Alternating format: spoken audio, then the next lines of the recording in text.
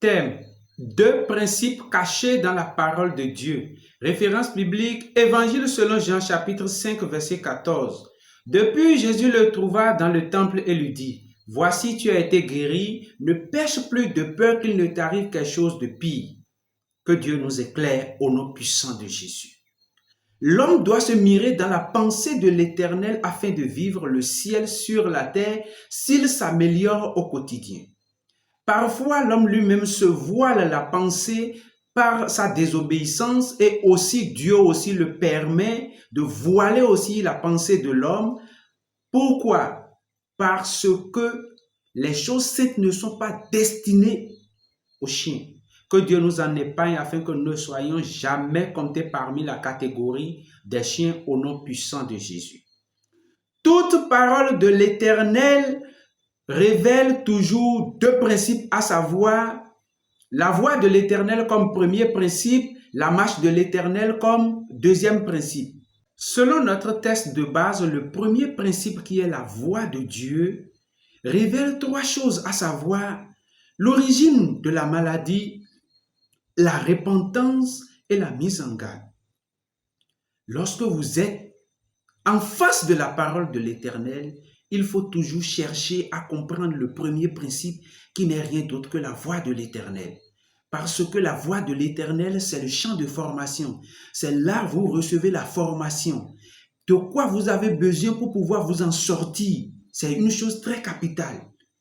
Ce principe ne doit pas échapper aux enfants de la lumière.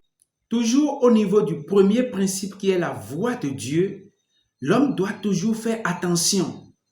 Parce que lorsque vous êtes dans une école et que l'enseignant vous inculque le savoir-faire et le savoir-vivre et que votre esprit n'est pas vigilant, soit vous n'avez pas l'habileté à capter les choses importantes, les gestes que l'enseignant est en train de faire, là vous allez échouer lorsque vous serez dans la pratique de ce que l'enseignant vous a inculqué.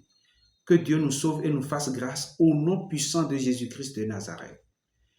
Quant au second principe qui est la marche de Dieu, il nous revient ici maintenant de marcher avec Dieu par la foi, de vivre Dieu par la foi. Et lorsqu'on parle de la marche de Dieu, c'est l'accomplissement de Dieu, c'est la présence de Dieu dans votre vie.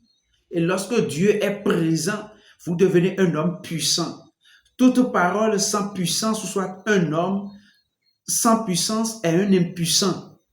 Et toutes ces paroles sont des paroles sans effet. Or, un enfant de Dieu qui marche avec Dieu, qui vit maintenant le deuxième principe caché dans la parole de Dieu, c'est un enfant rempli de la puissance de l'esprit. Et lorsque vous êtes rempli de la puissance de l'esprit, tout ce que vous proclamez, toutes ces choses s'accomplissent ainsi. Voilà pourquoi lorsque nous entendons toute parole de Dieu, nous devons avoir à l'idée qu'il y a toujours deux principes qui sont cachés derrière cette parole et par l'Esprit de Dieu, sonder toutes les paroles de Dieu que nous avons écoutées afin de pouvoir discerner ces deux principes et de vivre maintenant par ces deux principes.